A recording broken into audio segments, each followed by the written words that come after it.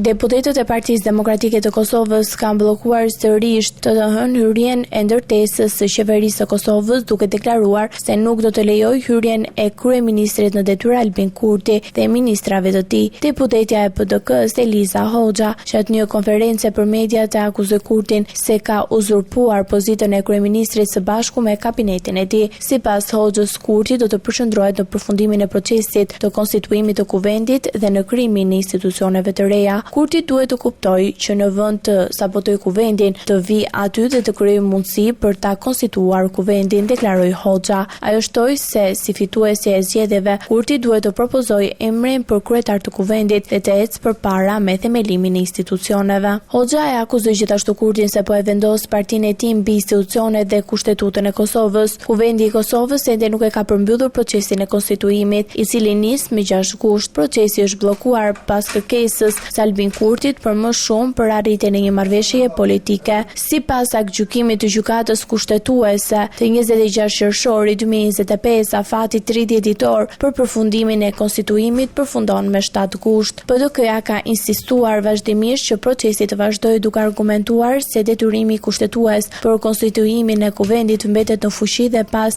skadimit të afatit. Edhe Lidhja Demokratike e Kosovës, e cila ka pranuar të zhvillojë bisedime me lëvizjen vetëvendosje për një marrëveshje të mundshme, ka kërkuar respektimin e afateve kushtetuese. Në të njëjtën linjë është shprehur edhe Aleanca, e cila u ka bërë thirrje për vazhdimin e seancës konstituive dhe ka akuzuar lëvizjen vetëvendosje për bllokimin e procesit. Përplasja politike vijon ndërsa Kosova mbetet pa një proces të përfunduar të konstituimit të kuvendit dhe pa një zgjidhje të qartë për formimin e institucioneve të reja.